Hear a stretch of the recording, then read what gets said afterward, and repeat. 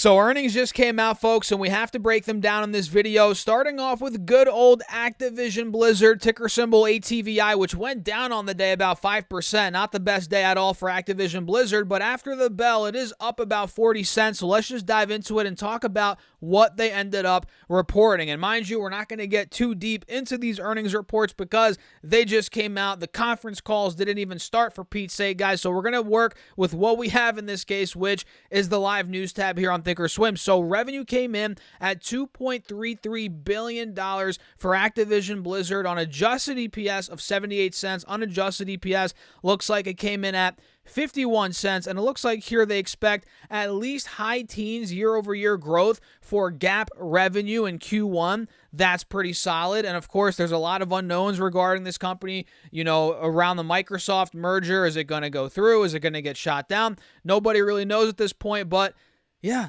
it's, the stock sold off in speculation of maybe that deal doesn't go through at some point. And now with earnings out, it looks like we are, starting to shoot up here. Let's see here. It looks like Microsoft, they're continuing to engage with regulators, reviewing the transaction, and are working toward closing in the fiscal year ending June 30th. So that's pretty soon here, guys. And if that does end up going through, I think the deal was at $90 a share, 91. This could end up ripping like no other. And it's a big gamble because if you all remember, before the merger, which was a while ago at this point, this stock was in the 50s, low, mid 50s, maybe 60s, depends on, when you were looking at it. But it shot up tremendously after that, announcement came out. Actually, it wasn't here. It was actually right in this, time period right here about a year ago. It shot up tremendously. And, if it does not go through the deal, arguably, this could go back to the 50s. But if it does go through, of course, it could end up going towards 80, 90 bucks, maybe even higher. We shall see. But Activision Blizzard, guys, at this point is oversold, no doubt about it. We have that head and shoulders that pretty much play it out at this point. So the way I'm looking at it is I'm actually waiting for a snapback, maybe a bounce back play on Activision. Let's see if the dust settles. Let's see what comes out of the earnings call, which I actually might tune into this earnings call, and we'll see. We might be able to catch a trade back towards 73, 74, maybe 75 bucks on this if we do get a little snapback. That is Activision Blizzard, and the next one is good old Take-Two Interactive. And now that we're on the topic of video game companies, guys, speaking of video games, the new Harry Potter game's coming out tonight, and I actually have not been this excited for a game since I don't even remember. Maybe as a kid. I mean, this is going to be so fun for me. I'm a big Harry Potter fan. I'm a little bit nerdy when it comes to Harry Potter, guys. I've always loved that. The books, the series, all that stuff since I was a kid. And I had a Harry Potter video game years ago. Maybe you guys played it too. I think it was on the PSP. This had to have been like 12, 13, 14 years ago. I haven't really played Harry Potter games since. I mean, I don't even know if they've had a good one. And now this one that just came out, I pre-ordered it. It looks pretty damn good. So I'm pumped about that. I want to know if you guys are pre-ordering it. Let me know in the comments. Are you going to be playing that? I think it's going to be pretty good. I think it's going to be good. We'll see. Maybe I'll talk a little bit more about it, tomorrow, even though this is not a video game channel, obviously, nor am I some kind of crazy gamer. I actually don't play games, but I had to get this game.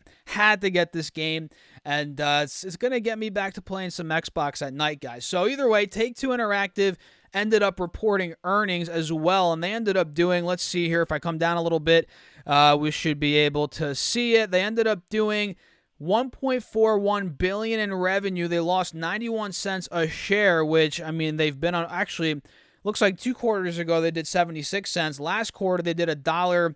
Last time they reported they did about negative $1.54. So they've been losing money past couple of quarters, and they see Q4 loss around negative $1.27 to $1.17. So next quarter is not going to be good either. And it looks like they have cash and short-term investments of $1.1 billion and debt of $3 billion. That's not the best sign there.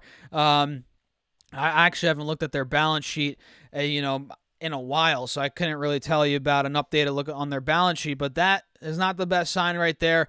Looks like here they see Q3 revenue, or actually, no, that's not. They see full year 23 cap expenditures, about $170 million. They see $100 million of annual cost savings from combination with Zynga. They see any guidance on revenue. Here we go. They see that's full year revenue of 5.24 to 5.29 billion. They cut full year 23 Vuta revenue to 5.24 to 5.29 billion. So they actually cut revenue. That's not a good sign.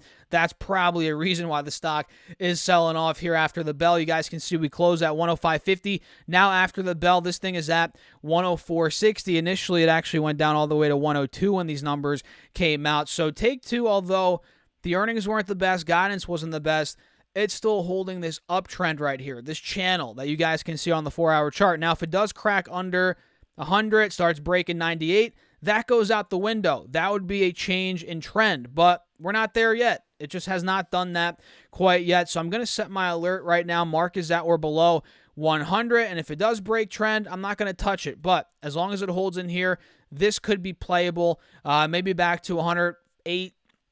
110, 12, maybe even a little bit higher than that. So keep your eyes on Take-Two Interactive, guys. We also had Pinterest report. Let me actually pull up Pinterest stock, ticker symbol PINS. Let's take a look at how this is doing. Ooh, this is not looking good, guys. It is down $2.50 after the bell, and initially it actually got down about that's bad. About $5. Initially, it was down 16% once the numbers came out. Now it's down 9.5%. That is not good. So Pinterest did 29 cents EPS versus 27 cents estimated. So they beat on that. Revenue missed, though. 877 million versus 886 million. So they missed on that.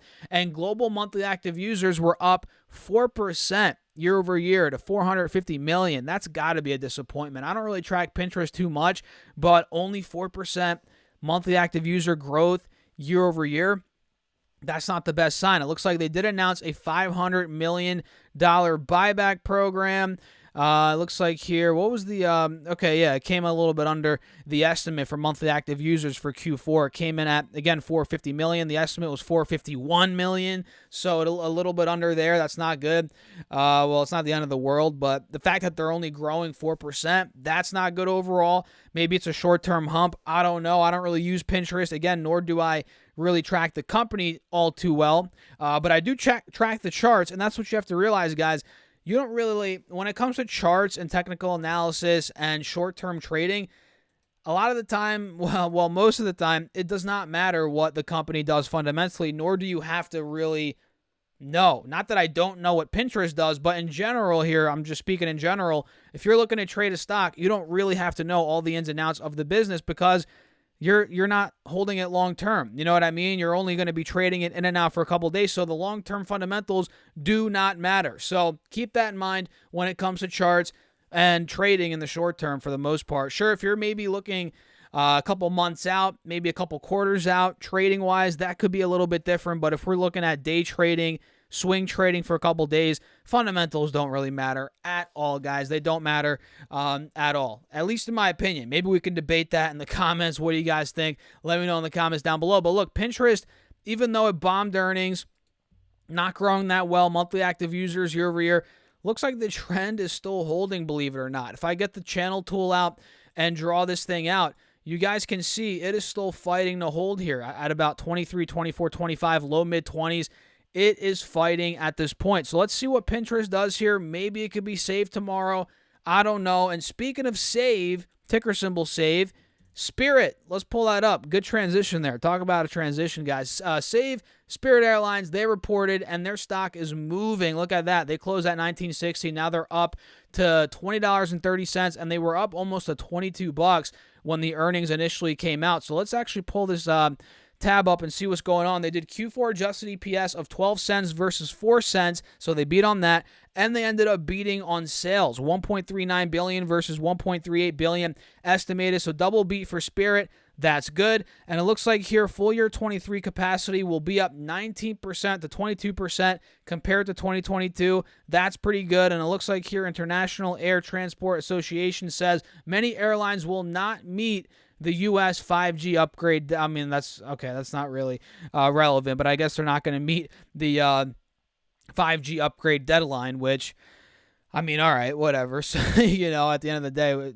who really cares about that? I mean, let's be honest. But, oh, look at this. Hold on a second. Now it's starting to tank. Oh, my God. Look at that sell candle, guys. Holy smokes. This thing just went from $20.30 literally 2 minutes ago to now pretty much where it closed, 1960. And it might even end up falling under that point. Let's actually watch this for a second as I do get a little bit of water, guys. Oh my God, look at that. Now it's over $20, guys.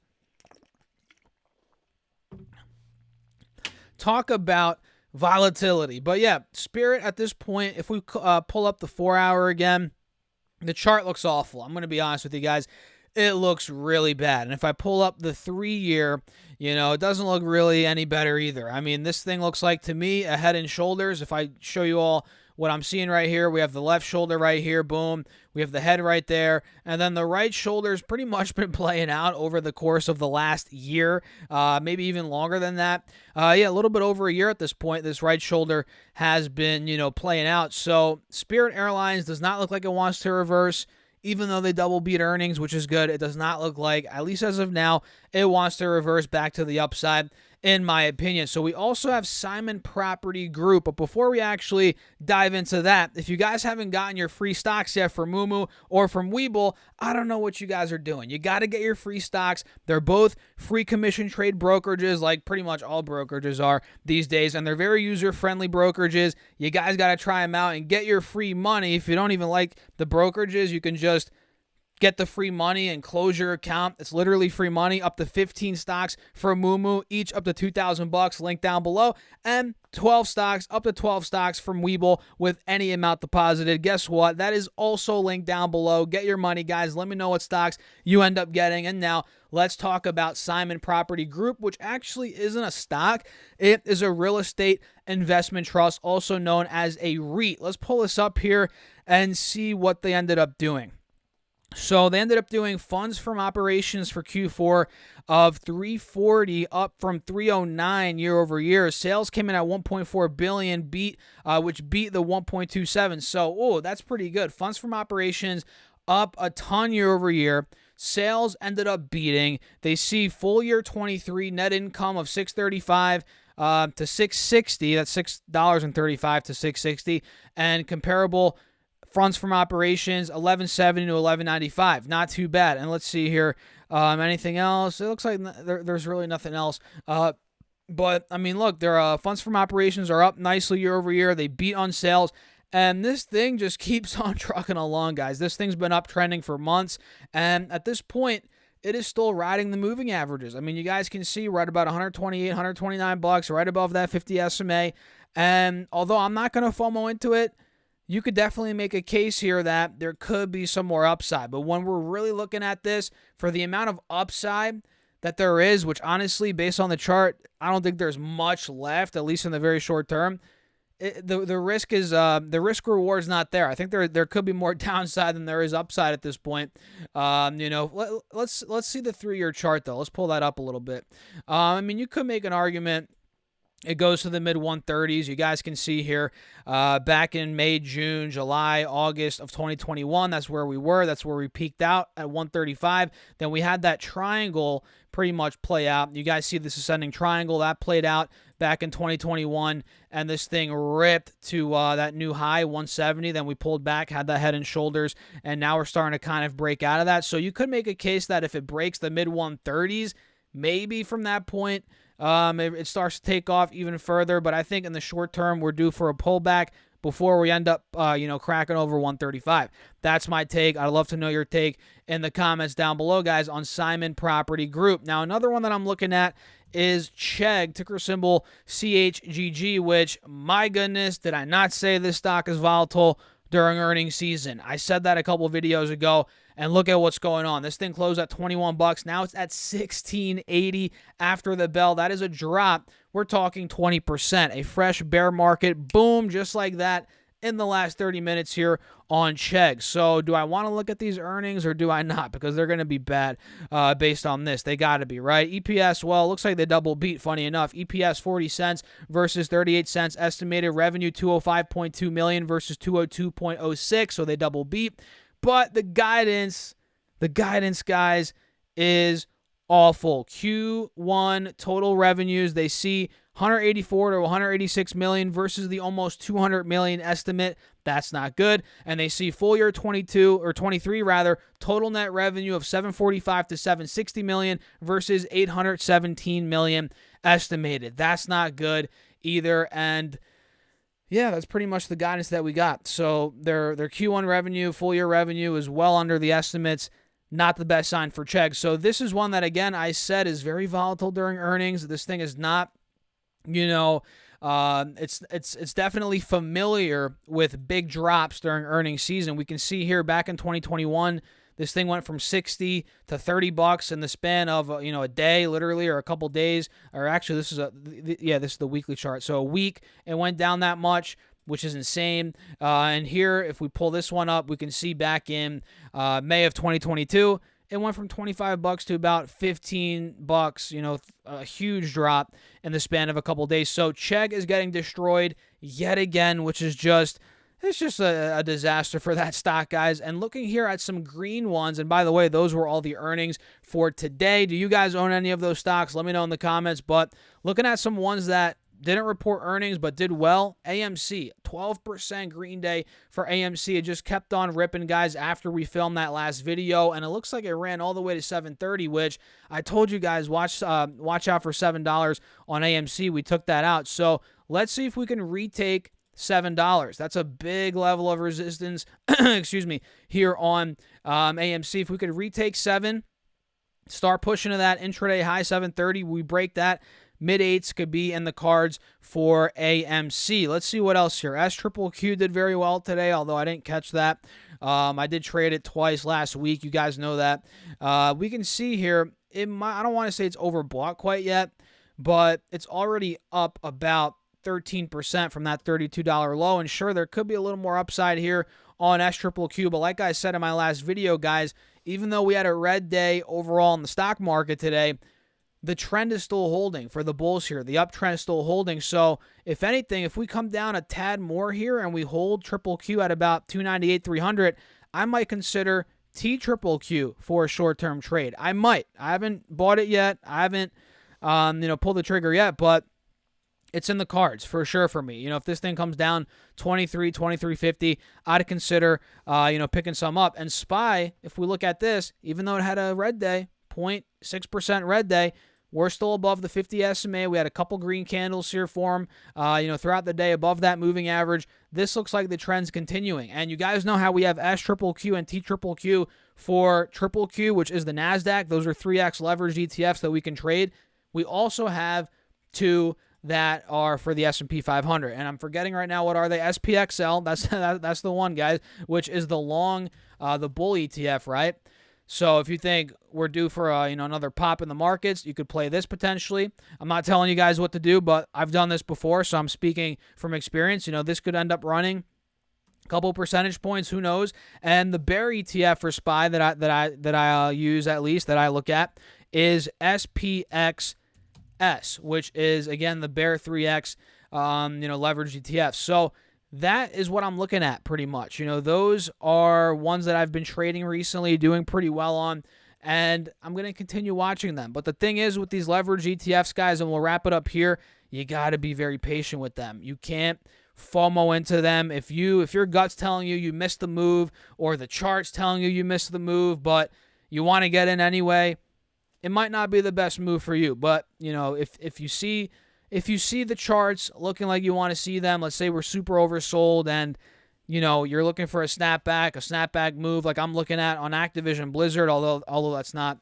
a leveraged ETF. But if you think something's way oversold, is due for a bit of a snapback, these are things that you could play. And I've made money on them in the past, right? And we've talked about them throughout, the past couple of videos and for a while here on the YouTube channel, guys. So with that being said, I'm going to wrap it up. If you enjoyed it, make sure to smash that like button, subscribe, let me know your thoughts in the comments, and don't forget to get all your free money from Moomoo and from Webull, and to check out my Patreon. I actually started a Patreon portfolio exclusively for tier 1 and up on Patreon. So if you want to see me build that portfolio from $0 to however much it gets, I opened up 20 slots for tier 1, and if you sign up for tier 2, you also get charts. You get the Discord access, which you actually get for Tier 1 as well, but you get charts for Tier 2. You get exclusive content, more access to me throughout the day. The Patreon is jam-packed, guys. All the details are down below. I'll catch you in the next video. Peace out.